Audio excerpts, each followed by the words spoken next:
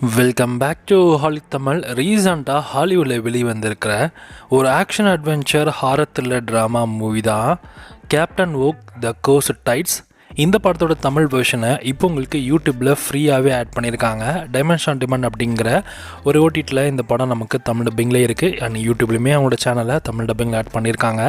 தமிழ் டப்பிங்கை பொறுத்த வரைக்கும் ஓகேவாக இருக்குது. அண்ட் இந்த படத்தோட ஸ்டோரி ஓகே அப்படின்னு இருந்தாலும் ஸ்க்ரீன் ப்ளே ரொம்ப மட்டமாக பண்ணியிருக்காங்கன்னு தான் சொல்லணும். குறிப்பாக அந்த படத்தோட கதைன்னு எடுத்துக்கிட்டோன்னா, கதையில் கேப்டன் ஓக் அப்படிங்கிறவங்க தான் நம்ம மெயின் ஹீரோ.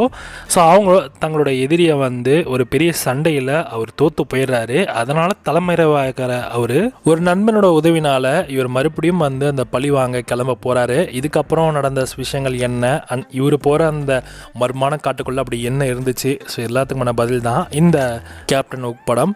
ஸோ இந்த படம் ஸ்க்ரீன் ப்ளே மட்டமாக பண்ணியிருக்காங்க. குறிப்பாக இந்த படத்தோட விஎஃப்எக்ஸ் ரொம்ப மோசமாக இருந்துச்சு.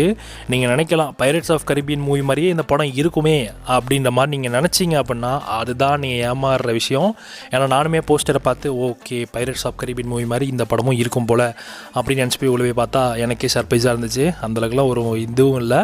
ஏன்னா அந்த படம் பார்க்குறது எனக்கு வேஸ்ட்டுன்னு தான் ஃபீல் ஆச்சு. ஏன்னா இந்த படத்தில் நம்ம என்ன நினச்சோன்னா ஓகே அந்த மாதிரி இருக்குமோ, நல்லா அந்த மாதிரி கடற்கொள்ளைகள், ஸோ அதெல்லாம் நல்லா ஜாலியாக போவோமோ அப்படின்னு நினச்சா அந்த மாதிரி கூட இல்லை. ஏதோ எங்கெங்கேயோ போகுது கதை. அண்ட் குறிப்பாக இது ஹாரர்ன்ற ஜேனலில் கொண்டு போயிட்டாங்க. அந்த மர்மமான காடு, கத்தி சண்டை மற்றும் ரத்தம் தெரிக்கிற மாதிரி சீன்ஸ்லாம் ஒரு மாதிரி அது எதுவுமே அந்த கதைக்கு ஏற்ற மாதிரி ஹாப்டாக இல்லை. ஸோ இது ஒரு பெரிய ஹாலிவுட் ஸ்டூடியோ படம்லாம் கிடையாதுங்க. இது ஒரு சின்ன லோ பட்ஜெட் படம் தான். அதனால விஎஃப்எக்ஸ் குவாலிட்டி மட்டமாக பண்ணியிருக்காங்க. கதையோட ஒன்லைன் நல்லா இருந்தாலும் ஆக்டிங் மற்றும் திரைக்கதை ஸ்க்ரீன் ப்ளே அது எல்லாமே ரொம்ப ஸ்லோவாக போகும். அந்த ஸ்க்ரீன் ப்ளேயே கிடையாது. அதை நீங்கள் பார்க்குறதே நீங்கள் அவாய்ட் பண்ணிக்கலாம். ஸோ நம்ம பார்த்த அந்த பழைய ஃபேரி டெய்ல் அந்த கதையோடைய ஒரு சில விஷயங்கள்லாம் அந்த மாதிரி இல்லாமல் இது ஒரு டார்க் ஹாரர் மூவியாக கொண்டு போயிருக்காங்க. இது ஒரு நார்மலான ஒரு இருக்கிற ஒரு பி கிரேடான ஒரு ஹாலிவுட் படம் நீங்களே வச்சுக்கலாம், பைரட் படம். ஸோ பார்க்கணும்னு நினச்சிங்கன்னா பாருங்கள், அது உங்களோட ஓன் ரிஸ்க். ஸோ இந்த படத்துக்கு இன்னொரு ரேட்டிங்ஸ் எனக்கு இந்த படம் சுத்தமாக செட் ஆகலை.